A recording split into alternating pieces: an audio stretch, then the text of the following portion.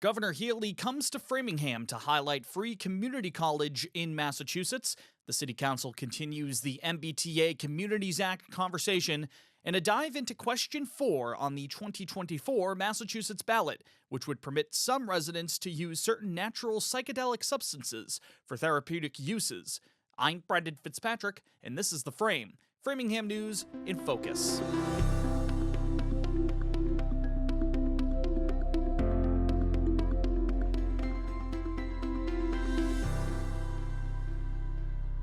Hi, and welcome to The Frame, an initiative of Access Framingham.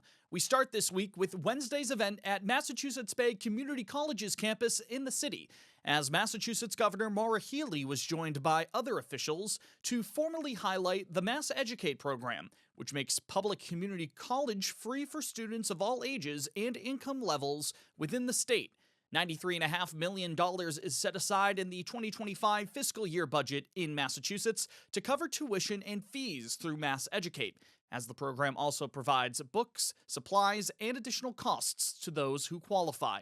Eligible students have to reside in the state for at least a full year and meet additional requirements, such as having a high school diploma or an equivalent certification. During a press conference on Wednesday, Healey said the program is an investment into individual and economic growth for Massachusetts.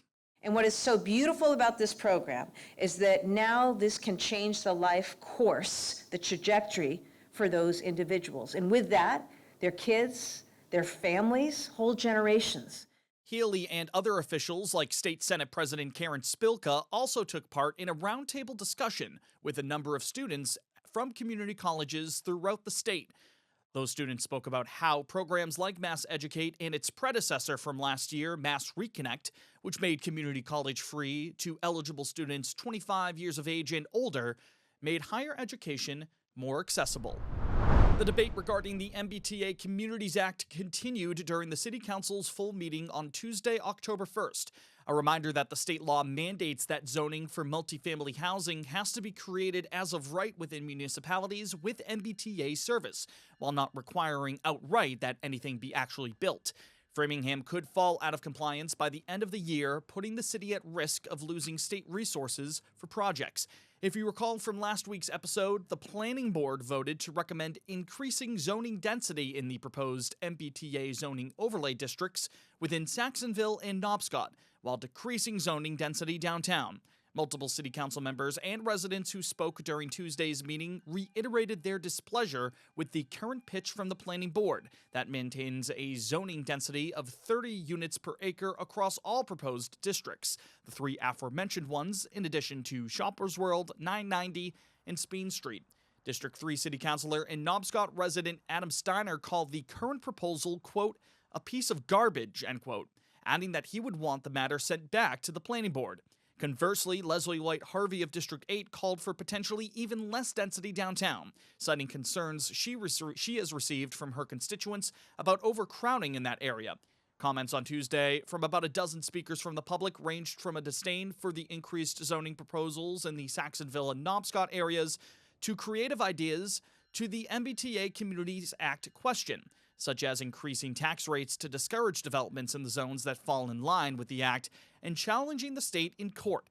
Multiple city councilors called for a cooperative and respectful process to find a solution that works for the entire city, not just those in the north or south-based neighborhoods, while District 2 City Councilor Brandon Ward called for more choices before reaching that final zoning decision.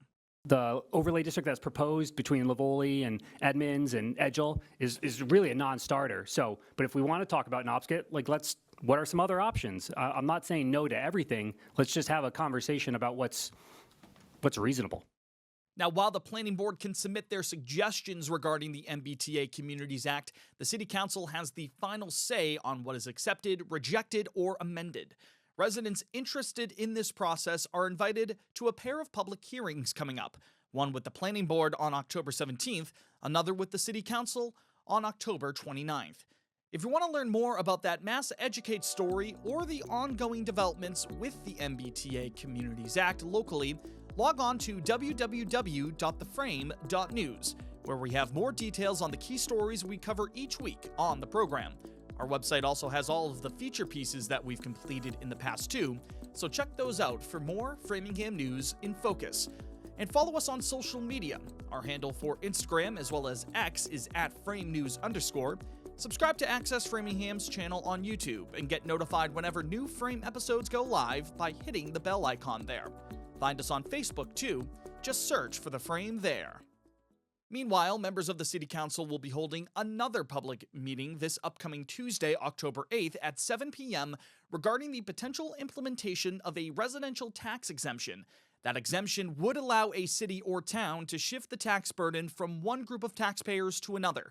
If put into place in Framingham, the exemption would essentially shift that burden from owners of moderately assessed homes, residential condos, and some multifamily properties to owners of homes that are valued higher, secondary residencies, vacant land, and apartment buildings.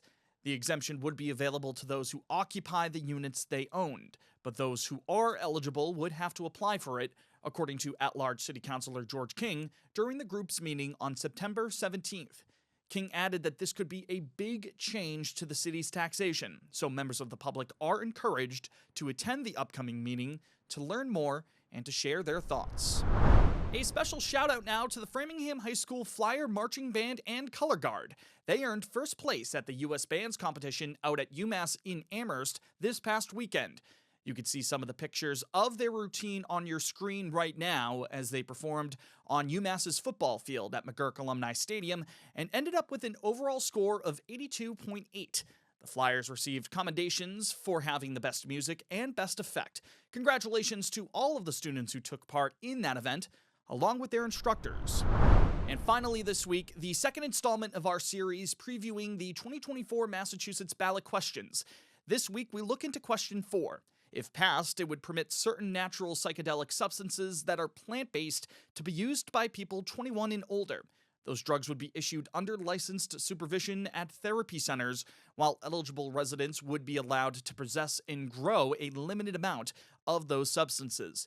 The law would create a commission and advisory board to monitor and regulate who's licensed to distribute the drugs. We spoke with Grassroots Campaign Director for Yes on 4, Emily Onischuk, as well as No on 4 spokesperson Chris Cohan, who you might remember from last week's Frame by Frame segment on Question 5, to learn more about this ballot measure facing Massachusetts voters in the fall. Working on campaigns is not my, profession. Like I said before, I'm a Navy veteran, so I, believe in this because it worked for me personally and for a lot of other people I know. I had to travel to Jamaica to get this treatment, but it's what turned my life around, right? So I had been having a really hard time for about 7 years, and this is what changed the trajectory of my mental health. This sets up a regulated therapeutic framework. So like we said, this isn't like cannabis. You can't just go to a dispensary and buy mushrooms and walk home with them. As you stated, it says a limited amount. But when you dig into the ballot question itself, it allows for 144 square feet of grow.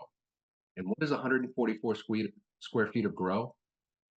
That's 12 foot by 12 foot. That's the average size of a bedroom here in Massachusetts. This ballot question also allows you to hand out anything that you grow in excess to friends and family. So this is going to create a gray to black market in other psychedelics. And one of the key reasons we're opposed. If you're interested in seeing the entirety of our interviews with both Emily and Chris, you can visit www.theframe.news or head over to Access Framingham's YouTube channel. That's all for this week's Framingham News in Focus. For the entire team here at The Frame, thanks for tuning in this week. I'm Brendan Fitzpatrick. We'll talk to you next week. Take care.